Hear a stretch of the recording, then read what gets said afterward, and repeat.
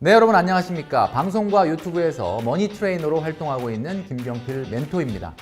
자, 이번 시간은 두 번째 시간으로요, 우리 프리랜서 특수고용직 선생님들의 노후 준비와 내 집 마련에 관련된 이야기를 드리려고 합니다.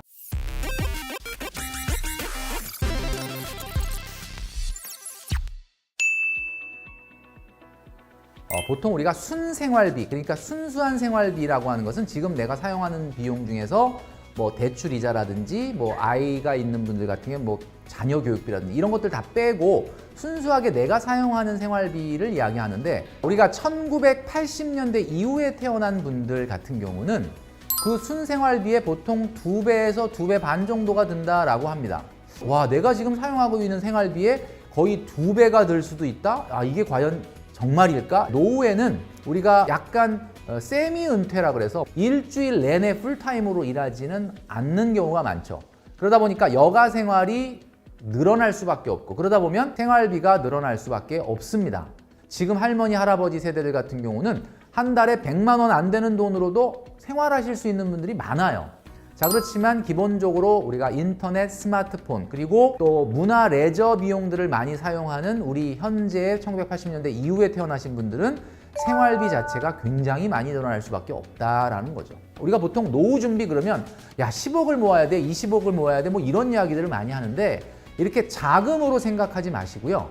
우리 프리랜서 특수고용직 선생님들은 노후 소득을 만드는 데 집중하셔야 된다라고 말씀드리고 싶습니다. 우리가 흔히 이야기할 때 노후에 4개의 파이프라인을 만들어라, 이런 이야기를 많이 하거든요. 우리 선생님들은 이 4개의 파이프라인을 어떻게, 어떤 방법으로 만드는 게 좋을지에 대한 이야기를 지금부터 말씀드리도록 하겠습니다. 자, 첫 번째 노후 소득의 파이프라인, 바로 공적연금이 되겠습니다. 자, 공적연금, 우리가 흔히 많이 내고 있는 것이 국민연금이죠. 어떤 경우는 나 이거 신뢰할 수가 없다라고 생각하지만 결국 국가가 지급을 보증하고 있기 때문에 이 공적연금인 국민연금이 기본적으로 우리 노후 소득을 만드는데 첫 번째 파이프라인이라고 생각하시면 될 것 같습니다. 자, 그 다음에 두 번째는 말이죠, 기타 소득이라고 합니다. 우리 선생님들 같은 경우는 일주일 중에 5일, 6일을 풀타임으로 일하는 분들도 있지만 사실은 뭐 3일, 4일 정도 일하시는 분들이 많죠. 그러다 보면 남는 시간에 또 세컨잡이라고 그래서 본인의 자기 개발을 한다든지 또 다른 일을 또 하시는 분들도 많이 있습니다. 자, 바로 이것이죠.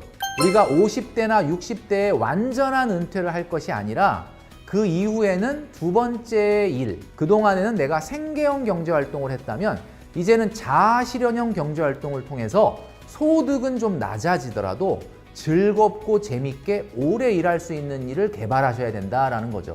그러면 내가 노후에도 일해야 되냐, 이렇게 이제 생각하시는 분들이 있는데, 실제 은퇴하신 분들한테 물어보면요, 은퇴하시고 나서 안정적인 소득을 받으시는 분들조차도 가장 힘든 게 뭡니까? 라고 물어보면 일하고 싶다, 소속감이 없다, 이런 것들을 가장 문제로 이야기하신다는 거죠. 생계형 경제활동이 아니라 소득이 낮더라도 행복하고 즐겁게 본인이 할 수 있는 잡을 만드시는 것이 바로 두 번째 노후 소득의 파이프라인이다라고 보시면 될 것 같습니다. 세 번째 파이프라인은요, 바로 퇴직연금입니다. 자, 우리가 보통 직장 생활을 하시는 분들은 의무적으로 퇴직금 적립을 하죠. 우리 선생님들 같은 경우는 이 의무적으로 적립하는 퇴직연금은 없을 수도 있습니다. 자, 그래서 보통 개인적으로 본인이 개인형 퇴직연금 계좌라고 하는 IRP를 많이 가입하시는데요. 뭐 굉장히 큰 돈을 납입하시지 않더라도 내가 퇴직금을 마련한다라는 생각으로 아주 작은 금액이라 하더라도 개인형 퇴직연금 계좌인 IRP에 가입하는 것도 좋은 방법일 수 있다. 네 번째 파이프라인은 뭘까요? 그것은 바로 임대소득입니다. 내가 그거 받고 싶지, 내가 그것만 있으면 정말 되지 라고 생각하시는 분들이 많은데, 여러분, 임대소득이라는 것은 이 4개의 파이프라인 중에 하나는 될 수 있지만 파이프라인 전체, 한마디로 임대소득만으로 노후 생활을 하실 생각을 하시면 안 됩니다. 왜 그러냐면 임대소득이라는 건 우리가 생각한 것보다는 굉장히 불규칙하거든요. 상가 건물이라고 하는 것은 공실도 많고 임대소득을 받으면서 노후 생활을 하기에는 굉장히 불안한 요소가 있지만, 우리가 보통 주택 같은 경우, 특히 아파트에서 임대소득을 받는다 그러면 매우 안정적입니다. 그러니까 내가 평생 돈을 벌고 경제활동을 해서 내 집에서 내가 소득이 충분해서 생활할 수 있다면 제일 좋겠죠. 자, 그러나 혹시 경제적으로 조금 노후에 소득이 좀 부족하다 그러면 수도권이라든지 광역도시라든지 이렇게 도심에서 굳이 생활할 필요가 없다라고 노후에 느끼신다면 약간 외곽으로 빠지거나 조금 더 작은 집으로 내가 옮길 수 있다면 그 차액만큼을 임대소득으로 받을 수 있습니다. 그러니까 한마디로 말하면 상가 건물보다는 내 집에서 또는 여유가 되신다면 두 번째 집에서 주택에서 임대소득을 받는다면 굉장히 노후 소득이 안정적으로 갈 수 있다. 지금부터 은퇴를 할 시기까지 우리는 이 네 가지를 잘 준비해 나가시는 것이 가장 핵심적으로 노후 소득을 마련하는 방법이다라고 말씀드릴 수 있을 것 같습니다. 인플레이션은 종류가 있는데요. 세 가지의 종류가 있습니다. 이걸 이해하시면 앞으로 투자라든지 내 집 마련이라든가 노후 준비하는데 가장 큰 도움을 받으실 수 있기 때문에 이번 기회에 이 내용을 잘 기억하시면 좋을 것 같아요. 자, 인플레이션은 첫 번째 자산 인플레이션이라는 게 있습니다. 자산 인플레이션이 뭐죠? 작년에 우리가 경험한 겁니다. 주식도 많이 올라가고 아파트도 많이 올라가고 이게 바로 자산 인플레이션입니다. 자, 두 번째 이 자산 인플레이션이 어디로 전이가 되냐면요. 가격 인플레이션으로 전이가 됩니다. 지금 우리가 겪고 있는 거예요. 자, 자산 인플레이션은 조금 잠잠해졌죠. 이제는 뭐 주식이나 아파트가 막 많이 올라간다는 얘기는 없지 않습니까? 이제는 실물 경제로 옮겨졌어요. 그래서 이제는 우리가 사 먹는 밥값, 우리가 구입해야 되는 재화나 서비스의 가격이 많이 올라가는 게 바로 가격 인플레이션입니다. 그 다음에 이어지는 것이 바로 임금 인플레이션이라는 거죠. 물가가 많이 올라가면 사람들이 어떻게 하죠? 회사에 요구를 합니다. 월급 좀 올려달라, 월급 좀 올려달라. 왜 그러냐면 이렇게 물가가 올라가는데 임금을 안 올려주면 되겠느냐? 이렇게 이야기함으로써 임금이 인플레이션이 생기게 됩니다. 자, 그럼 임금 인플레이션이 생기면 어떻게 되죠? 올라간 임금을 가지고 또다시 주식과 부동산을 사들이기 때문에 또다시 자산 인플레이션이 생깁니다. 자, 그래서 우리가 노후를 꼭 준비해야 되는 원리는 이 인플레이션에 대비해야 하는 방법이다라고 보시면 되고요. 이 인플레이션 시대에 우리가 어떤 노후 준비를 할 것인가를 한번 잘 생각해 보겠습니다. 지금은 뭐 집값이 좀 떨어지고 있고 주식이 좀 떨어지고 있지만 궁극적으로는 우리가 이 자산을 안 갖고 있다면 우리만 소외될 수밖에 없죠. 그렇기 때문에 현금 흐름이 안정적인 자산을 가져야 되는데 현금 흐름이 안정적인 자산의 순위는요. 주식보다는 상가, 상가보다는 주택입니다. 노후에 가까워질수록 뭘 가지셔야 된다? 주식보다는 상가, 상가보다는 주택. 이거를 꼭 기억하셔야 된다라는 이야기죠. 자, 그 다음에 가격 인플레이션에 대비하기 위해서는 어떻게 해야 될까요? 재화나 서비스의 가격이 올라가. 이건 어떻게 대비해야 되죠? 여러분들이 일을 하시면 돼요. 일을 하시는 기간 동안은 소비가 줄어들지 않습니까? 그러니까 예를 들면 노후에 월요일부터 일요일까지 풀로 여가 생활을 보내는 분도 있고 월요일부터 수요일까지는 내가 돈을 많이 안 벌더라도 사회활동을 하는 분이 있죠. 이분은 어때요? 돈을 덜 씁니다.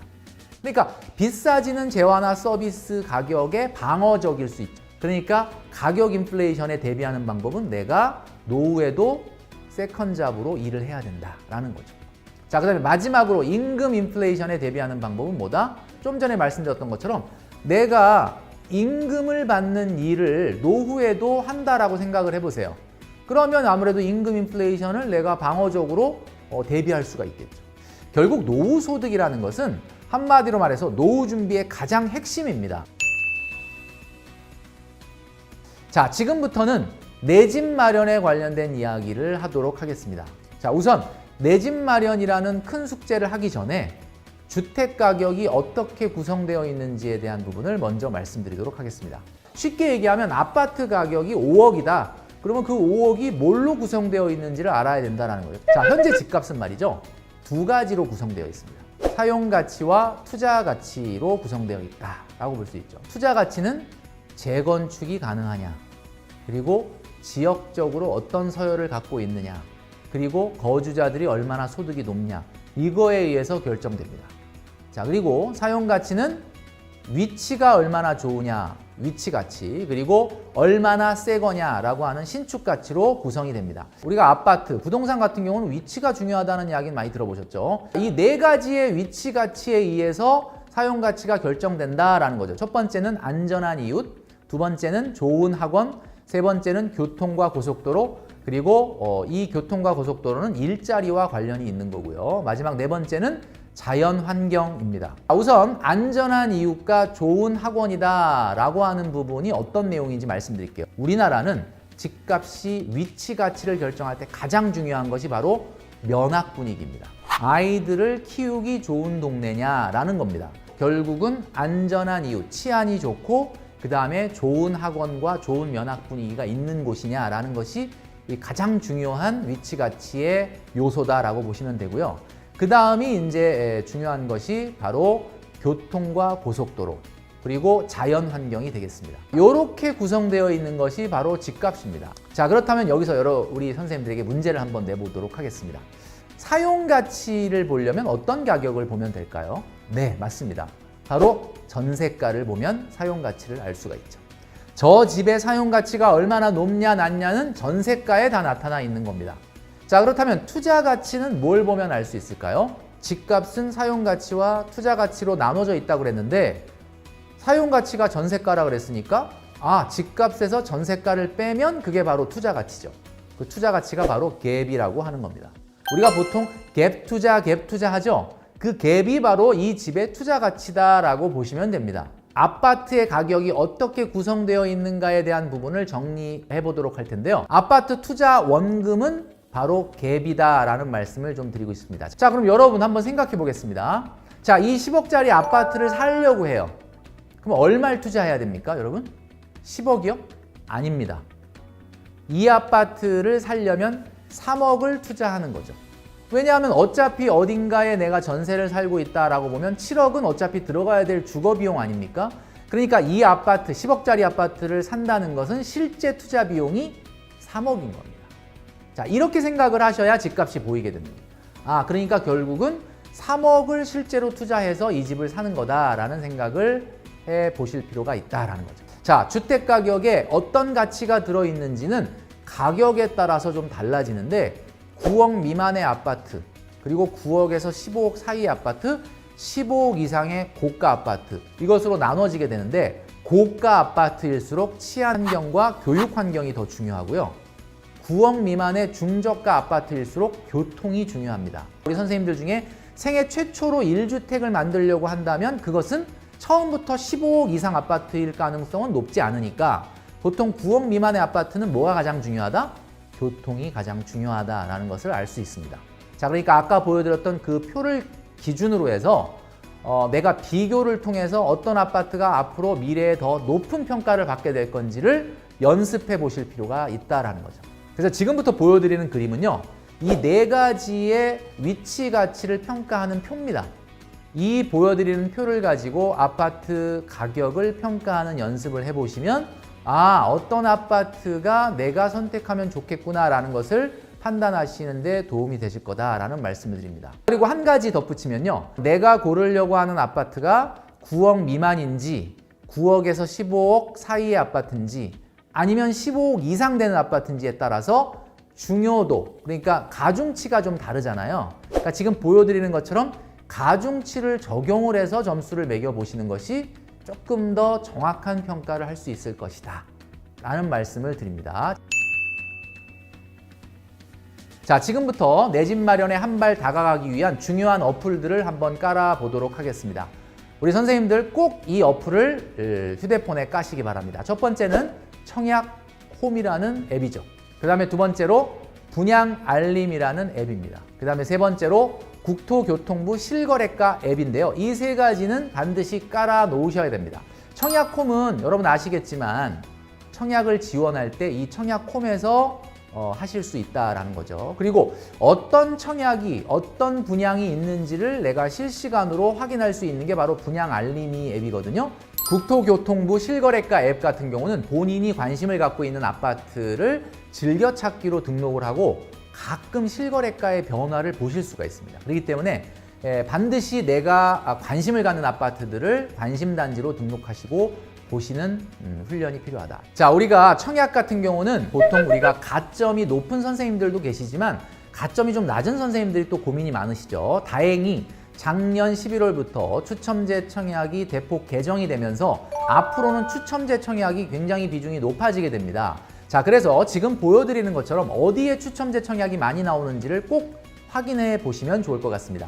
조정 대상 지역 같은 경우는 8호제곱미터 이하보다는 보시는 것처럼 8호제곱미터 초과에서 추첨제 청약이 많이 나오게 되고요. 최근에 조정 대상 지역에서 풀려서 비규제 지역이 된 곳이 많기 때문에 이 비규제 지역 같은 경우는 8호제곱미터 이하도 60%는 추첨제로 나오니까 잘 분양 알림이를 보시다가 본인이 원하는 곳에 청약을 넣으시는 것도 답이 될 수 있을 것 같습니다. 아파트 가격이 싸다고 하더라도 4억, 5억 이렇게 되는 아파트를 내가 정말 이렇게 작은 돈으로 청약을 했을 때 과연 이게 괜찮을까라고 생각하시는 분들이 많이 있습니다. 그래서 청약의 프로세스 중에 자금이 어떻게 조달돼야 되는지에 대한 부분을 잠깐 설명하도록 하겠습니다.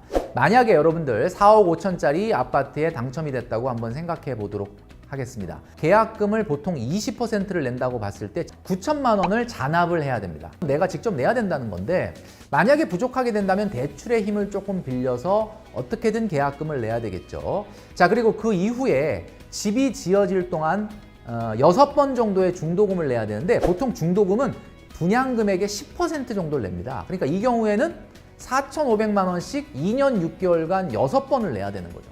자, 이거를 내가 5개월에 한 번씩 4,500만 원을 낼 수 있는 분들은 그렇게 많지 않습니다. 그래서 이 경우에는 어떻게 하느냐? 보통 중도금 대출을 받게 되는데 중도금 대출은요, 이제 그 LTV라 그래서 주택담보비율이라든가 이런 것들이 지금 개정 중에 있기 때문에 현재 기준으로 보면 조정 대상 지역은 보통 50% 정도 대출을 해줍니다.